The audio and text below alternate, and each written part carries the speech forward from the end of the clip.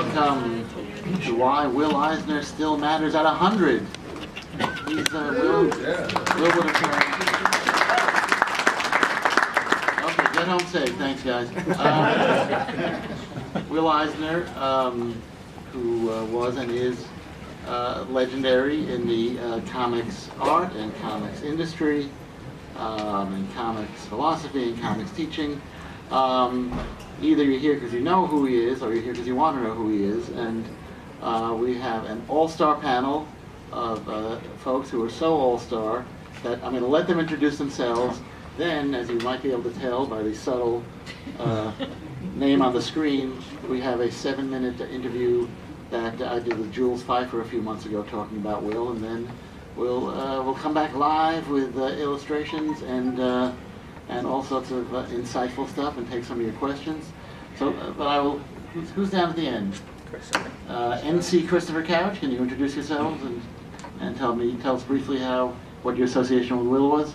Well, I'm Chris Couch. I teach history of comics a bunch of places, UMass Amherst, and also School of Visual Arts here in New York. I worked at Kitchen Sink Press for 5 years, where I was Will's in-house editor. It's my honor to have co-authored 2 books about Will, including the Will Eisner Companion, published by DC Comics, which I'm glad Will got to see before he passed, and he liked it pretty well, so that's good. And I teach Will Eisner in all my classes. We do a full class on Will Eisner in every course I do, and one of my courses, the one at the University of Massachusetts at Amherst, is the largest and longest running history of comics class in the United States. So that's it.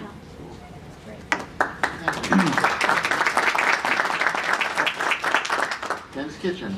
Hi, yeah, Denis Kitchen. I had the pleasure of publishing Will's art from about 1971 until I think 1999, when a guy named Paul Levitz took over. Done a number of books over the years with and about Will. Most recently, there's one this year, the Will Eisner Centennial Celebration, which shows the best of 2 art exhibits, one that just came down in France, one that was in New York earlier at the Society of Illustrators, and now is on its way to Portugal. So that's... Is there anywhere we can buy it? The entire exhibit will be for sale in Portugal when they finish using it. Paul Levitz. Paul Levitz, I got to publish Will's Spirit material in the Spirit Archive series at DC. We published a number of his later graphic novels. I got to get talked into giving up Will Eisner's library by Will Eisner, who wanted to bring it to Norton and other real New York publishers so that they could do their magic with it, and enjoyed knowing Will from the early 1970s. Not as well as Dennis did, but for a very long time, and got to get occasionally yelled at by him for things I should be doing better as a publisher. Michael Uslan. You know, Will and I had many discussions about just how important comics are in education and the impact they could have in education. So besides being a former DC junior woodchuck, I taught the world's first college accredited course on comic books in 1971 at Indiana University. More recently, Stan Lee and I taught the Smithsonian Institution's first online course in comic books, which is free, by the way, for which, just as Will had predicted, we had students sign up from 165 different countries and wound up with 150,000 students in the course. I may be the only one on earth that has been given a doctorate in comic books, and I believe totally in the future use of all kinds of media to maximize the impact of comic books in education. I think we need it badly. Thank you. I guess I forgot to introduce myself. Reporting that I forgot to introduce myself. I'm Danny Fingeroth. I was a writer and editor at Marvel Comics for many years, and I've written books about comics such as Superman on the Couch, disguised as Clark Kent. I'm currently working on a biography of Stan Lee for St. Martin's Press, And most relevant to this is I knew Will a little bit. I did a long interview with him a couple of years before he died for a magazine I put out called Right Now magazine that you may have seen. That interview, Will was much nicer to me than he had to be, which I think he was to a lot of people. He gave me blurbs for my books about superheroes, even though he didn't like superheroes. And I'm also the chair of what's called Will Eisner Week, an annual celebration of Will Eisner graphic novels and free speech that happens every year in March around Will's birthday. I work with Carl and Nancy Gropper, and together we may well have annoyed and called and emailed and badgered people in this very room to get you to do Will Eisner Week events in your own community, and just want to assure you we'll be doing it again. Anyway, let us hear from Jules Pfeiffer for a few minutes, and then we'll take it from there. Disappeared. Where'd he go? There he is. Okay. Also, Denny O'Neill sends his regrets. He has a bad, I don't know if it's bad, but he has a bone spur problem that probably made it a good idea for him not to be walking around. And Pfeiffer started his career as Will's assistant, intern, schlep in the 1940s. So here he is talking and reminiscing about Will and the Spirit. One of the things that was so relevant and constant with Eisner in the years that I worked for him was that he drew into the office at all hours young people who were, entering the game or had been in the game and making a break in the game, and he was a magnet. And since I was the kid in the office at the same age of these people, or just a bit younger, there I was when Harvey Kurtzman came in and started hanging around, and he was nobody. And Wally Wood came in and started hanging around, and he was nobody. And there were others, and it was these guys just loved to be in the atmosphere of Eisner's office. They loved to talk to Will. They loved to talk to me and everybody. They just loved to be in that venue, in that atmosphere. And they knew, despite the people in his office who didn't know, except for me, how important this guy was and how important he was to them and what an influence. I mean, at the time that I met Harvey, he was doing Hey Look, that was the only thing he ever did. But when he started a few years later to do his combat series, and you could see the influence of Will's layouts and how Harvey evolved into his own very original and very striking style. It all began with Will, and Will set him off. And he did that with just about everybody he touched. And I'm not even sure Will understood that or knew that. He just liked to talk comics with young people. He never talked comics with his staff. One of the reasons he hired me, even though I had none of the talents that he needed, was that he could talk comics with me, that I knew a lot of stuff and I knew his stuff, and I loved the business, and I was a fan, and he was a fan. Actually, I remember that drawing. This was not originally the Spirit. This was John Law, a character that Will was trying to sell, and didn't. So he put a mask on him, and there we have it. So I remember that one. And I just opened the first story that I wrote. What an amazing coincidence. Well, it just happened, 10 minutes. That's the first story you wrote? That was the first bird story I wrote. That's pretty good for a first story. Well, I had listened to a lot of radio, and all I tried to do was kind of write, not my version of a Spirit story, although I wanted to do that, but kind of do an adaptation of the then very popular radio show Suspense. And by that time, in many of the Spirit stories, the Spirit was a walk-on. There were little short stories in which Eisner created other characters and other things and other incidents, and the Spirit might have been there in the beginning and to mop up at the end. But he was kind of the host, the way Ronald Reagan did Death Valley days.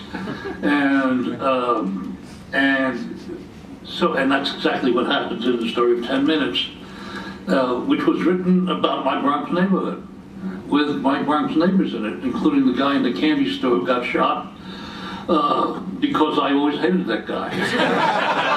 And that's the way you get back at things. I was writing The Spirit, and I got mad at Eisner because I felt ignored or overlooked or put down, all of which no doubt I deserved. I would get The Spirit beaten up terribly in this story. So you had one story where The crap was not bad enough, and that would make me feel much better about the whole thing.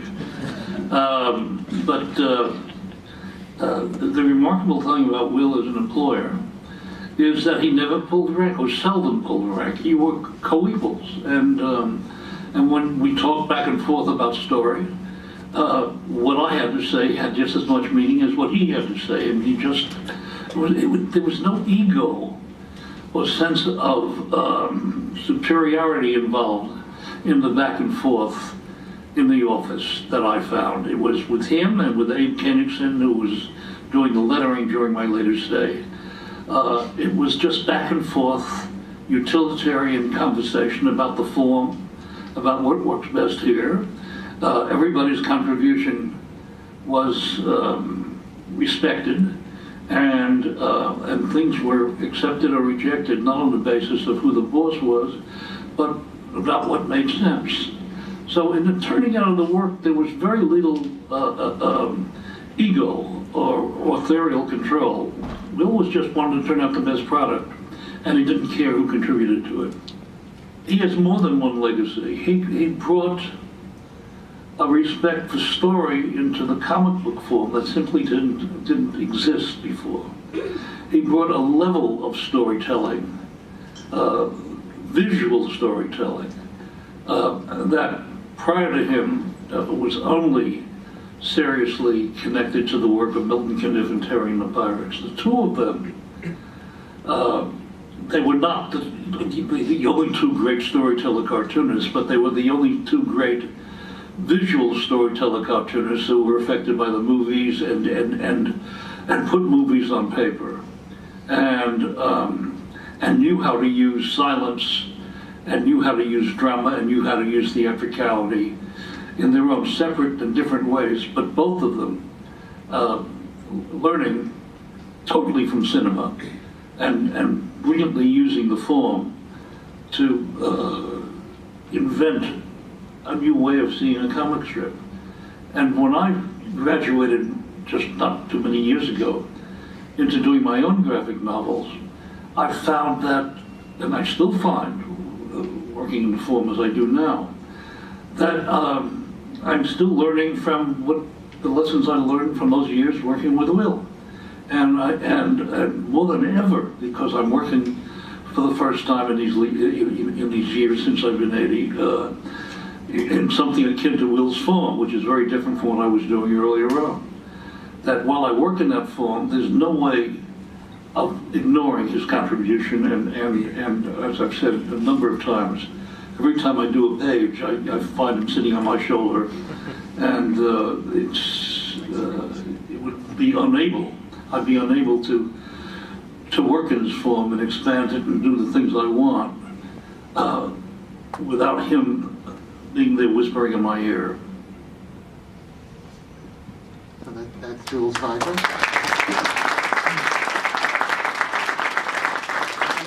Quick plug, that was filmed and edited by my wife, Varda Steinhardt. If you're looking for a freelance videographer, editor, director, producer, come see me.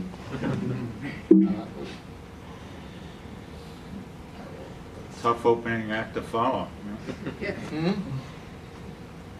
Anyway, so now I have this, we're going to sort of go through,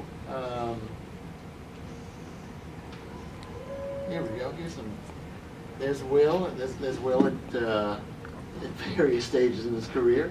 With hair, without hair. With hair, without hair, that's right, not a toupee, as far as we know. This was just,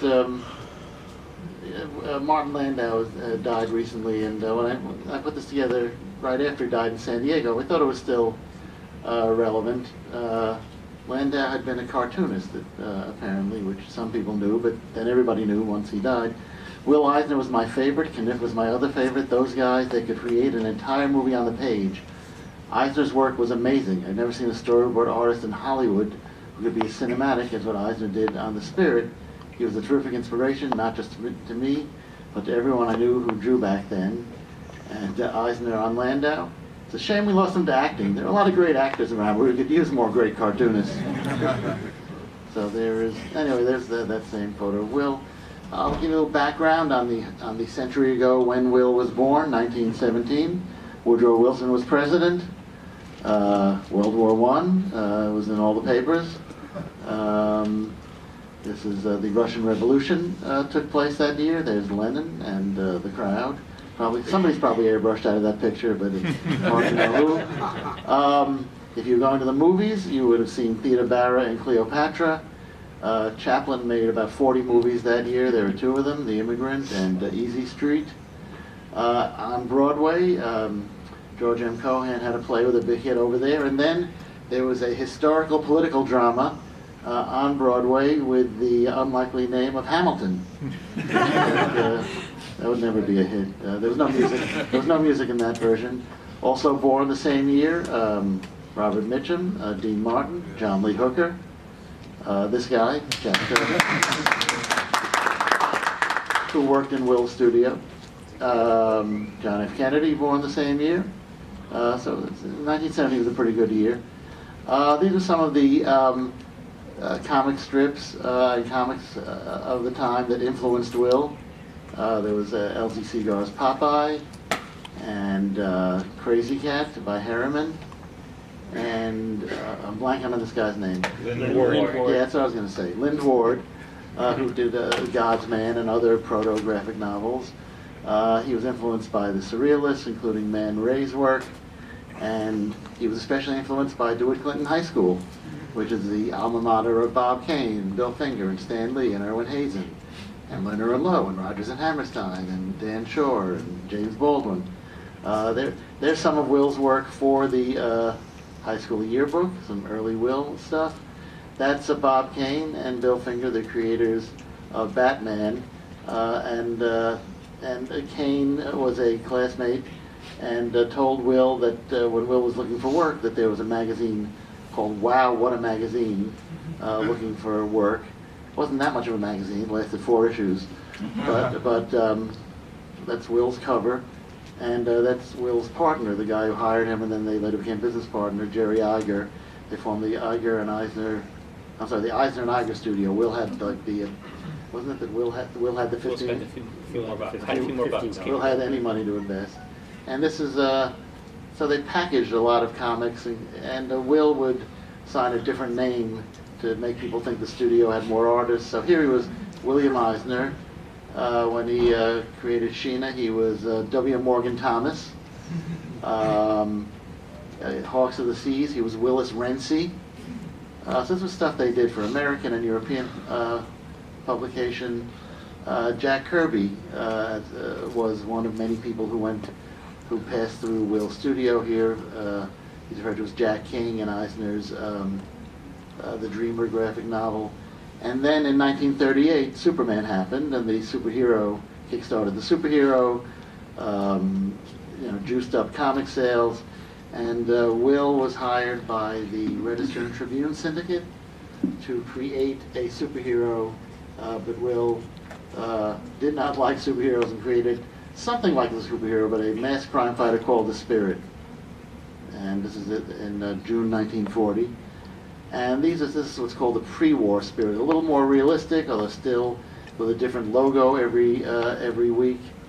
It appeared in as a newspaper insert, because newspaper syndicates wanted to have a way to compete with these comic books.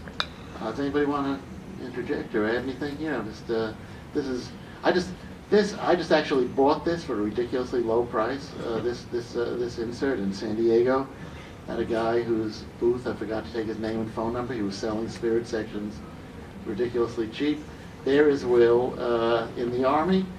He served in the Army by doing instructional and propaganda type stuff. and a lot of it having to do with maintaining and using cars and weapons and so on. So this is Army Motors, which is the magazine he started. Now, Dennis, you had, and then after the war he came out, and his style shifted a little. Dennis, here's a couple of pieces you had specifically picked. This one. That's and Pagel, this one, who's, yeah. Oops, sorry. yeah, go back. Pagel was a long-running femme fatale in the strip, occasionally a romantic interest as well. I love that one because it's a great example of Will's feathering technique with the way he would do the shading with a brush. Of course, she has a perfectly natural waistline. She was actually named after the red light district in Paris. So I just love that splash. The next one is from the Jewel of Giza. To me, that's one of the most prototypical spirit poses. And this is actually the one, I hate to correct Jules, but this is the one that was originally John Law. So the mask was added afterwards. So this story was created in 1948 as a John Law story, unpublished, and in 1950, when he had a deadline problem, he quickly added a mask and touched up some other things, and it became one of the more classic spirit stories. And the next one, This one?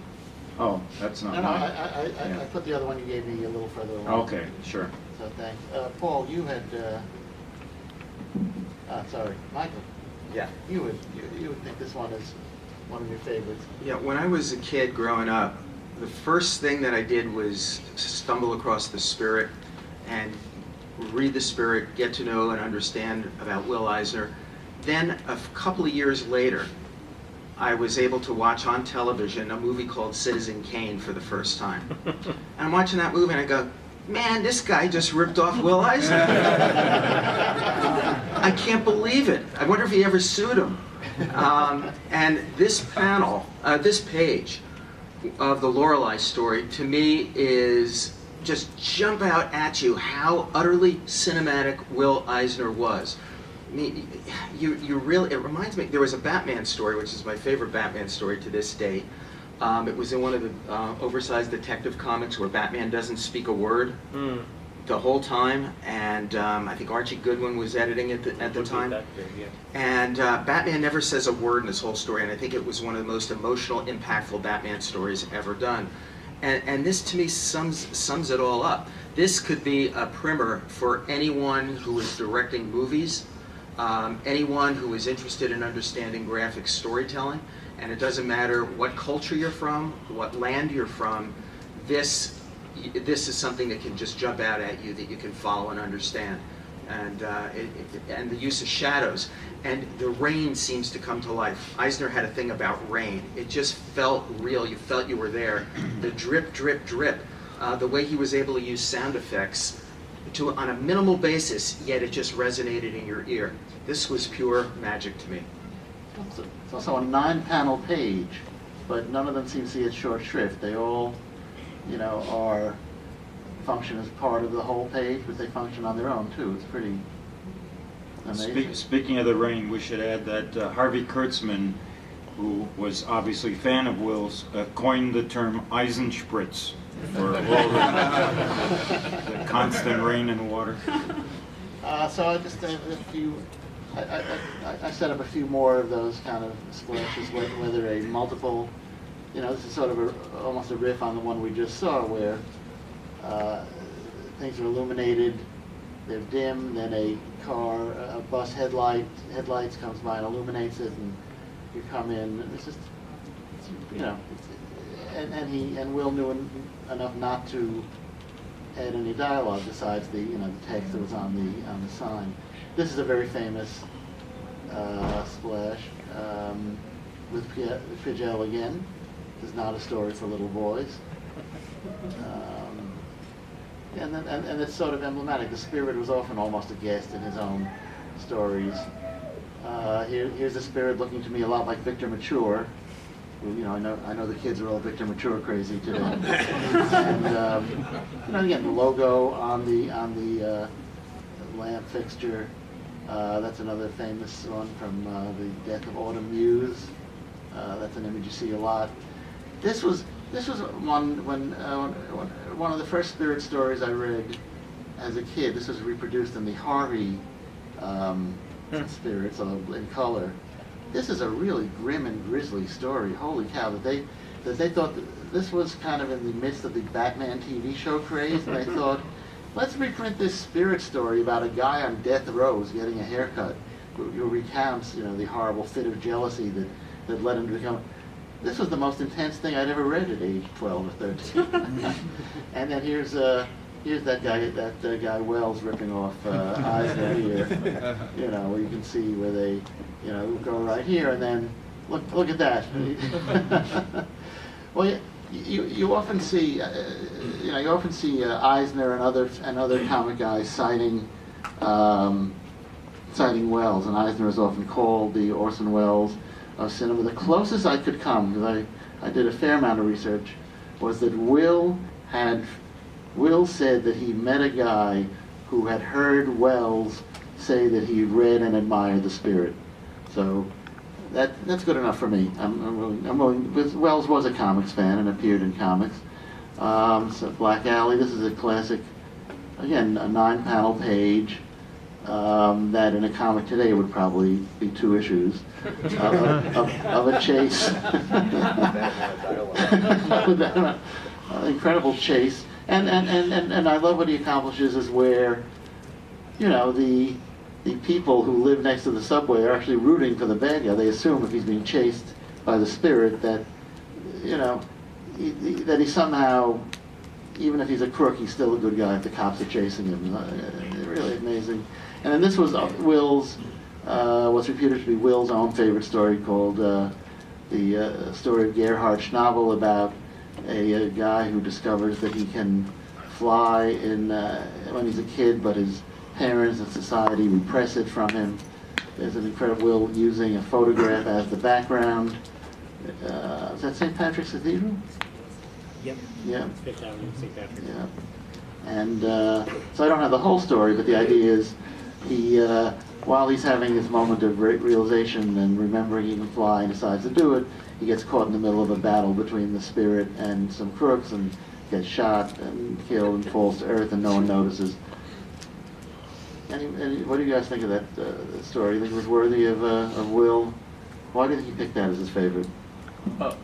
The theory I came up with when I did my book on Will, which I was thrilled to have Jules react to as, "You're right, and damn you, because I never thought of it at the time," is that what Will saw in this story was himself, that what he was doing with the spirit was flying as a cartoonist. And this is in the late 1940s. It's during the period when Jules was working with him. And this Will has done about 2 years with the spirit after coming back from the war. That's among the best comics material ever created by a cartoonist. And by virtue of how it was distributed, it was a very profitable project to do, but it also had no reaction from the world. Unlike the newspaper strips where the cartoonists became celebrities in the American culture at that time, we're dealing in an era before television, there wasn't the respect for what Will was doing.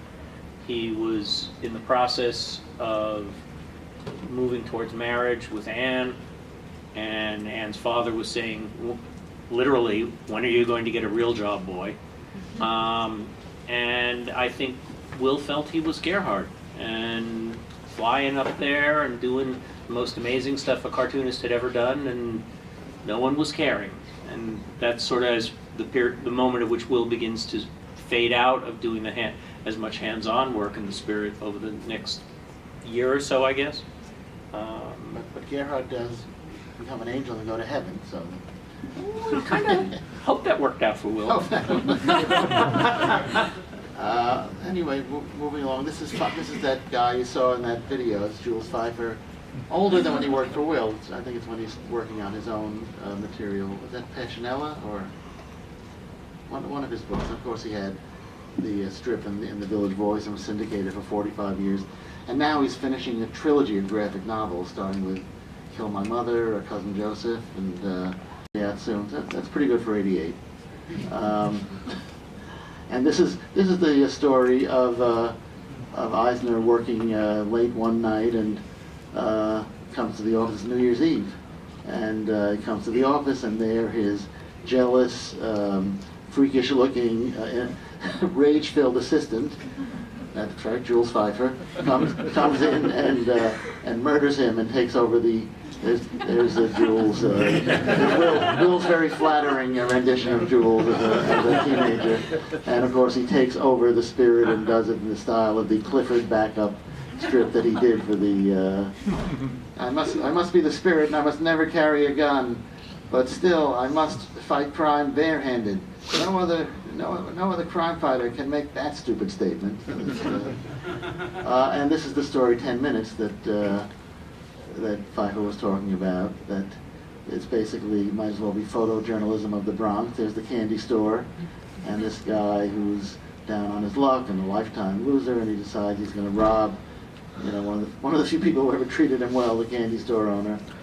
And that's where the multiple panels is really kind of got that old-time tenement oppressive feeling, and so this, so that's the 10 Minutes. And then, any thoughts on 10 Minutes? Is that? I'll just say that that's my favorite Spirit story, and it still haunts me to this day. If you ask me, now I've read a bunch of comic books since I started reading comic books in 1954, and this would be one of the 5 stories that I've ever read in comics form that has stuck with me. Also, there was a filmmaker who Will authorized to do an adaptation. It was exactly 10 minutes long. Followed it panel by panel. Cool. So I heard Jules Pfeiffer speak about Eisner in his career once, and he said, I wrote the 10-minute story, but I couldn't have written that anyplace except Will Eisner's studio. So that even though he was the author of the story, and I thought he described that beautifully, the collaborative atmosphere of the Will Eisner studio, where things came together in a way that made the medium better than it would have been otherwise, and everyone wanted that. I think that's one of the things that's in the background of the 10 Minutes story. He wrote it, but the studio wrote it too, because that's the way things worked for Will Eisner. He really understood the collaborative nature of the comic book medium as making something better than you could do by yourself. Thank you. This is, and then when Will stopped doing the Spirit, he managed to miss the entire Wortham and comic book hearings of the 50s. And, what a coincidence! And without having to go into the stock market. Well, not completely. He Yeah, was sure. actually interviewed in an early Mike Wallace show about comics, which unfortunately wasn't saved on Kinescope, unless it shows up someday. Do we know what he said or what he was asked? Or? Well, I believe he defended comics. No, Well, not all the syndicated guys did. Some of them kind of disassociated themselves. Yeah, and this is more of the military instructional type material he was doing. And then in '65, this book came out by Jules Pfeiffer, which was really one of the first comics history books ever. And we had excerpts from and his own personal memories of Superman, Batman, early stories that, now, of course, at the touch of a button you can get that stuff, but back then you couldn't. This was the go-to holiday gift of 1965. And in it, there was this thing called The Spirit that I'd never heard of before. And that was just so intriguing, and The Jewel of Death is an amazing story. And it made me, it started an interest in the Spirit. This is right around the same period. Comics are coming back. Batman, Good, Better, and Different. That show was very popular, and boosted circulation. Marvel was in its full flower of its first big impression on the market. And this is that Harvey comic. I think Harvey wanted to get something together about superheroes, so they made a deal. I'm not sure how that deal with Will came together, but Joe Simon made the deal? Yeah. Well, more, how did that happen? Joe Simon was brought into Harvey to edit an action line for them because of the whole Batman thing that was taking off. Harvey wanted to get back into the superhero mix. So he had, Joe created a bunch of things, but he had to add to the lineup. He also found this young whippersnapper, as he called him, who had some novel ideas, a kid named Jim Steranko. Gave him his first shot in comics with some of Jim's work. And so he put out two 25-cent basically reprint books. They had a few extra new things in it. One was The Spirit, he made the deal with Will, and the other was Fighting American. And he brought back his and Jack Kirby's creation from the 1950s. Will also described one time, in the 1930s, he said everybody was getting into the comic book business because it was fast growing, great demand, and he was standing in the street corner, and one of the Harvey brothers, I think he was Leon, whichever one was a letterer, came up to Will and he said, "I'm starting a new comic book company, you want to join me?" And Will said, "Oh, no, I don't think so, I got my own thing going, but good luck." And of course, it became quite successful. And I remember Will saying, even the letterers were starting comic book companies. Leon Harvey's grandson is now making a documentary about it. He knows very little about his family, or the industry, and I think he's a determined young man. I met him, and maybe he talked to some of you guys. He's learning a lot about how family and comics are intertwined inextricably, and why certain members of his family don't speak to other members of his family. So I'm actually very eager to see that movie. I'm not thinking he really wants to go to that place with that family, having known two of the three brothers. Well, I can give you his number. Maybe you can discourage him. but I really want to see that movie. I gotta tell you. So now the underground comics come along in the late 60s and early 70s, and here, Snark. Will did the cover for this. Does anybody know how Will got involved in this particular project? I know a thing about it. I had met Will in '71, and I think this was the first thing he agreed to do for me. And when he first saw Undergrounds, he blanched. There was some material that was just too strong for him. It was kind of a generational reaction. But I sent him a variety of them, and there were enough of them he liked that he agreed that he would do a guest cover. And of course, this is the Spirit Indolent crashing into my underground headquarters, where we're literally working in the sewers. And, the cartoonist on the left says, "How do you spell defecate?" So he was having fun with us. And in fact, throughout his whole career, every time Will drew a hippie, they always looked very unsavory. And I would say to him, "You know, Will, I'm a hippie." And he'd go, "Well, you know."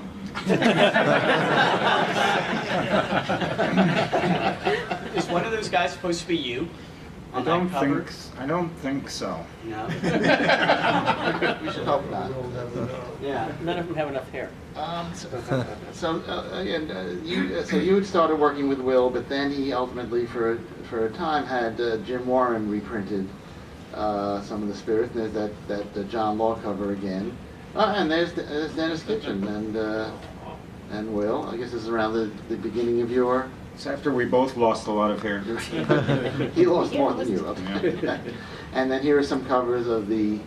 So you reprint. It was a lot of reprint stuff, but new covers and new text material on the insides for the books. What was that? What was working with him like? And I throw this out to really everybody, since all you guys worked with him at some point.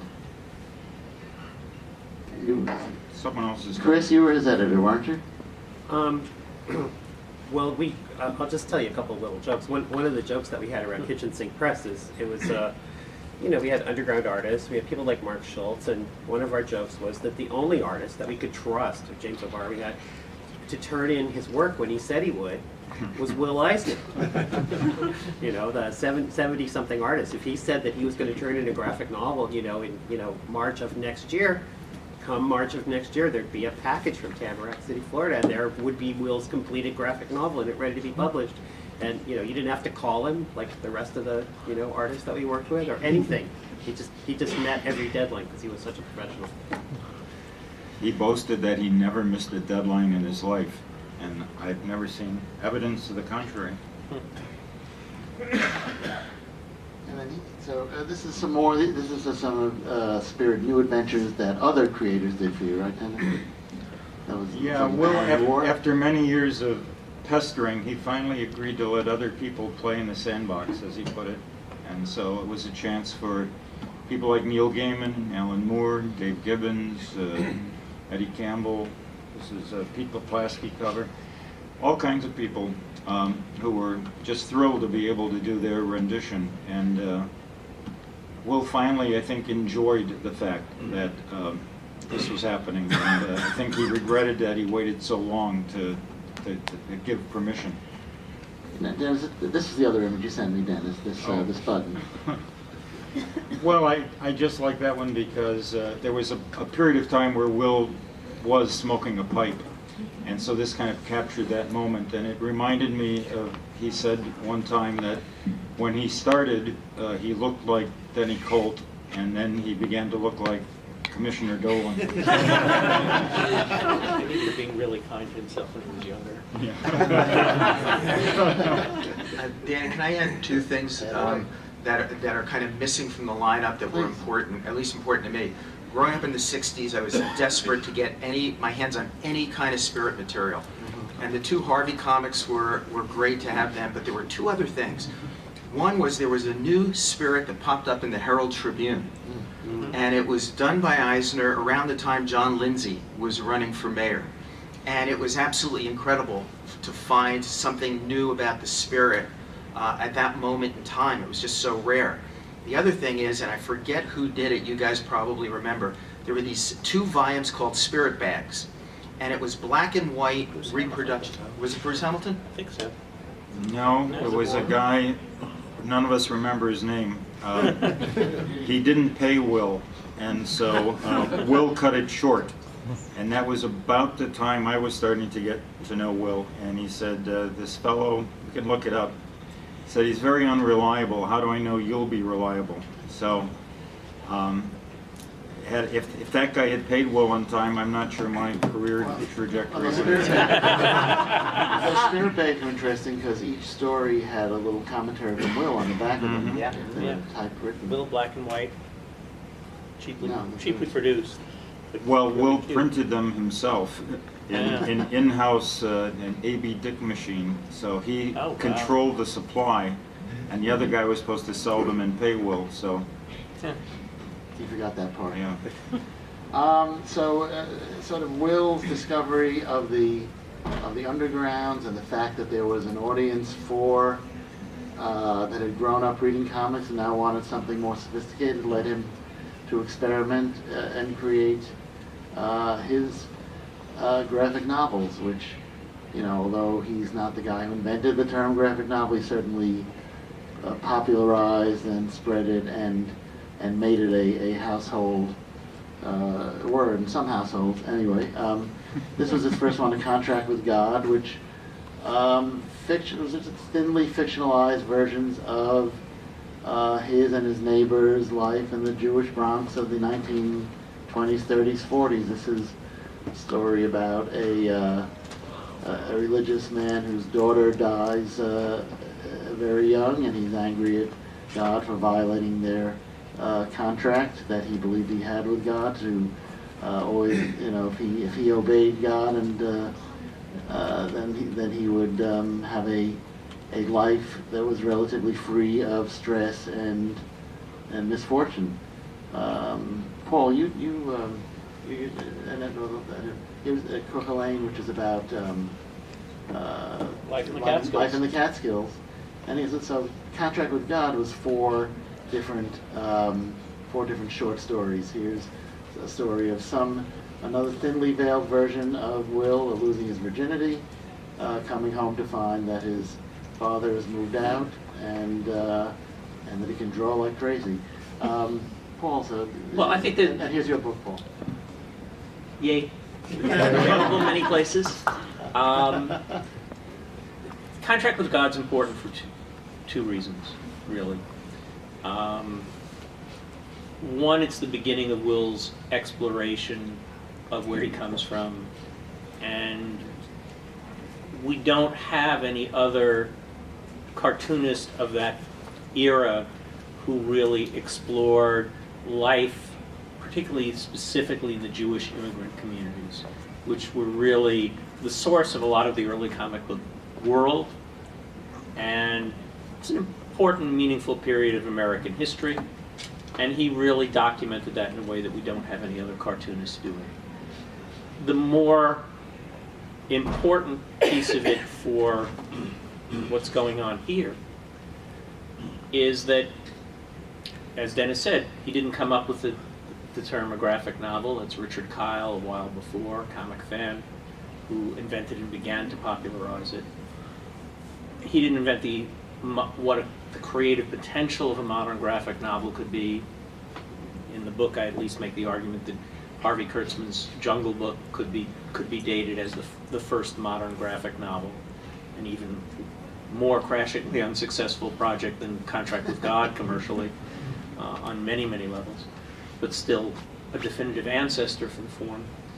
But it's Contract with God that inspires the movement. This comes in 1978 at a time when a large proportion of the very, very small group of people working in American comics, and you really could have taken everyone who worked creatively in American comics at that point. They wouldn't quite fit in this room sitting, but standing room only, we'd all be here. It would be fine. And they were all discontented with what the field was, with the limitations of the distribution, with the limitations of the behavior of the publishing companies, with the audience they'd managed to reach. And a bunch of them were trying experiments to try to do things, to reach around it. You have some of the first things that are basically definably the bridge between the undergrounds and the indie comics that you can see today. But the one that the best creative people of the next generation all pointed to as their emotional inspiration is Contract. That's the one that Frank Miller and Alan Moore and Neil Gaiman and a bunch of other names less lustrous, but all point to as saying, oh my God, I don't have to do crap. It can be published as a book. I can do something that will last. The Undergrounds were fabulous for their inspiration, that you could have creative freedom and that you could have ownership of your work, but they were published in a very improvisational fashion. It was literally, we're going to go out in the back of the barn and put on a show. And the amazing thing is they did, and it was as brilliant a show in many ways as it was, but it didn't feel aspirational, it felt cathartic. Contract with God felt aspirational. It was a book. It was beautifully printed. It was distributed where real books are. It was as though you're an author suddenly. And that was an enormous emotional moment for the field that led to a lot of the aspirations that enabled us to be here today. I'd like to say a couple things about Contract with God and its importance, which I love what Paul Levitz just said. Can you talk to the mic a little bit? Oh yeah, I'm sorry. I love what Paul just said. That's one of the best ways to think about this book, is that it was so inspiring. But Will understood the publishing industry. He insisted that his book be published by a real New York publisher. He invested in Baronet in order to make sure that the book would happen. I looked at a publishing textbook for people studying publishing from the time when that book was printed, and you'll notice the original issue of it has a certain trim size. It's the trim size that's recommended for literary novels in that textbook. So Will didn't just position the book as something literary by the content of the book, but also by the publisher, the distribution, and even the trim size. And then one of the things I tell my students is that Will looked at underground comics and decided that the future of comics was autobiographical black and white novels sold in bookstores. And I don't know how you could look at undergrounds and come to that conclusion, but he was correct.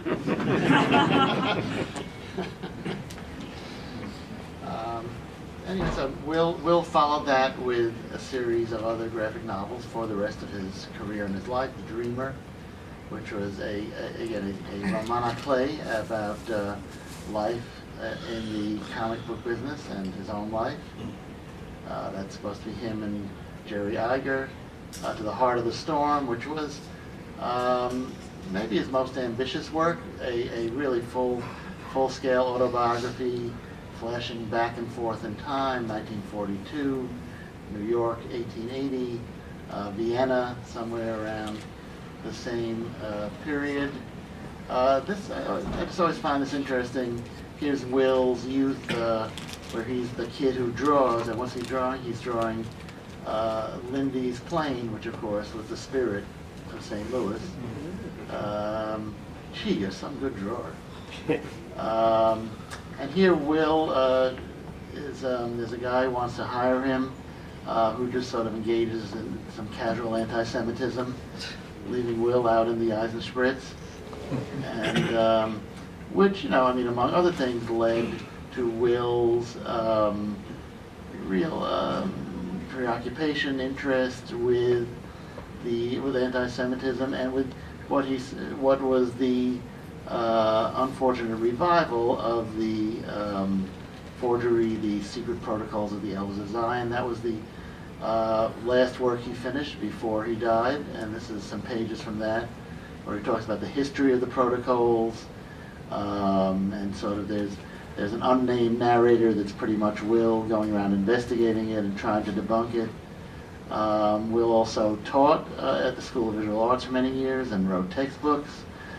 This is just an interesting, this past year or so, I guess, there were crossovers with The Spirit and Dick Tracy and other strips as well. It was just Tracy. It's just Tracy. Just Tracy. But They separately had a Fearless Vazda crossover too. There's your book again. That's Dennis's catalog for the exhibition. Buy both. It's fine. There's the Will Eisner Companion that both Chris and actually Denny O'Neill wrote the introduction for it. Sorry. This is the lost work of Will Eisner, which is some stuff that is the earliest comics the legendary cartoonist recently discovered, with an introduction by Denis Kitchen. There is Will and Anne, his wife, who they were pretty inseparable, except she wasn't that interested in comics, which might have been a good thing, but she's still around with us. And oddly enough, there's the poster for the next year's Will Eisner Week. So, as I say, if you would like to do something in your community, please let us know. And that's the centennial poster, and that's the end of the visual. So, guys. So let's answer the question. Hmm? Let's answer the question. Okay. Can I add one little, you said Anne's disinterest. I Yeah. have a cute story. Okay. I was having dinner at their home early on, and I didn't know Anne all that well then, and we were at the dinner table, and I said to her, "So Anne, what's your favorite spirit story?" And there was a silence. She said, "I married the man, not the cartoonist." So, Paul, you can answer the Well, question. not necessarily me, but I mean, Michael. Let's go down the line and answer why he matters at 100. I'd like to modify that question just a little. Why he matters at 100, and how would you explain to a young person why he matters at 100? You know, we are of a certain age here on this panel, and many of you. Hush. Well, over 30. So how would you, according, if any of you were at Milton Greep's event yesterday, one of his presenters did this very elaborate chart which showed that pretty much the most marginalized group of comics consumers are men 55 and above. So, but this room proves that wrong. But yeah, so how would you explain and convince young people that the Spirit and the graphic novels that they're good for you and they're not spinach, that you could actually, enjoy them? I want to make 2 points about Will, one point about Jules. And Carl, you gave me this idea just in the last hour, and that is we're doing a lot of work now in China with trying to do content that will play internationally, globally, not just for American boys who play video games, but that is culturally sensitive and can play the whole world. And we are working together with a lot of people and filmmakers in China, and their writing is way, way, way more inexperienced, way behind what the quality is in America. And they want us to mentor them and bring in writers from Hollywood to be mentors in storytelling, both for the directors and for the writers. And you hit the nail on the head. When I go back over to China to do this, and we're committed to this on a big level, I'm going to show them and make them study Will Eisner, to make them understand visual storytelling. And be all and end all, that to me is why Will is so important, and he can actually influence the next generation of filmmakers and writers coming from all over the world. Second point I want to make is Will is one of only, to my knowledge, and you can correct me, one of only 3 artists in the history of comics who were also successful businessmen. He was a publisher, he was an editor, he was the artist, he was the writer. And I think Will and Jerry Robinson and Joe Simon, as far as I can think, were the only 3 who managed both sides. Kubert at him for a minute. Yeah, all right, I buy that. I'll go to 4. But it's important for anybody who's interested in being part of the creative business that you also have to understand the business side, or you're going to get screwed. And those of you in the business side, it's really important you understand the creative side and and can work together in this thing we call show business. Last thing, I just want to personally thank Jules Pfeiffer. Before that seminal great book of his, The Great Comic Book Heroes, came out, it was serialized in Playboy. And at age 14, I was actually able to convince my dad that I needed that issue as a comic book fan. And I want to thank Jules Pfeiffer for changing my life.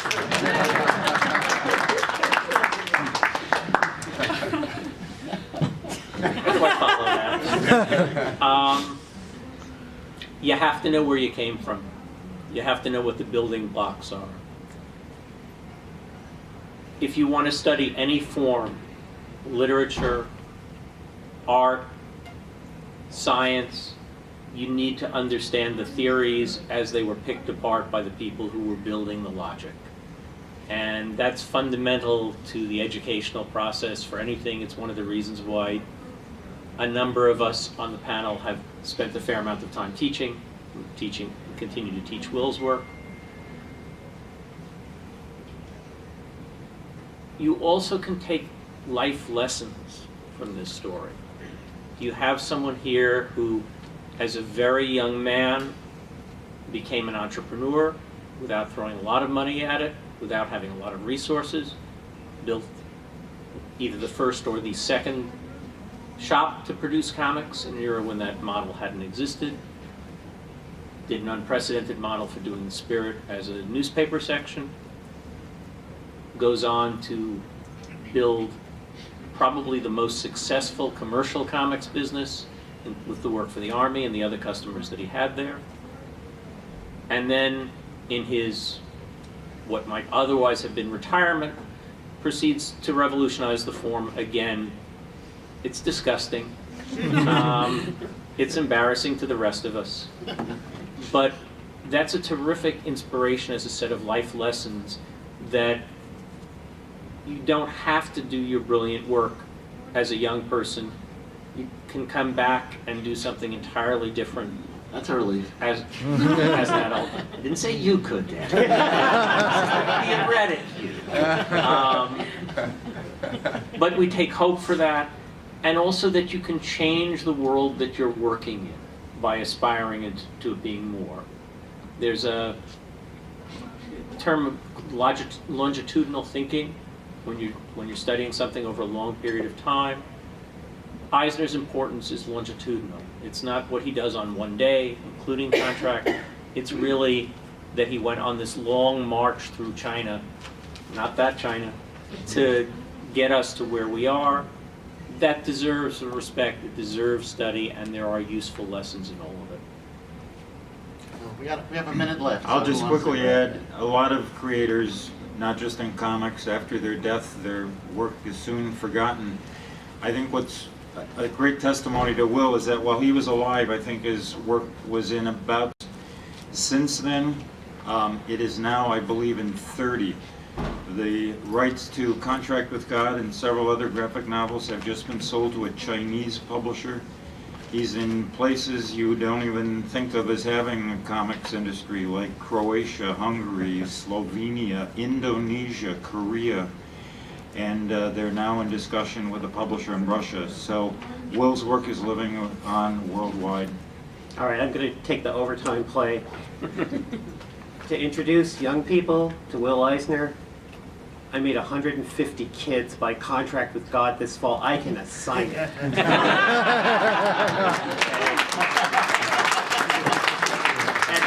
I'll tell you one more thing. We talk about comic shops. What Pfeiffer said about collaborative making of comics is great. Will understood that you could make good comics collaboratively, just like theater, just like Yiddish theater. Anytime 5 or 6 people make a great comic book together, Will Eisner is there.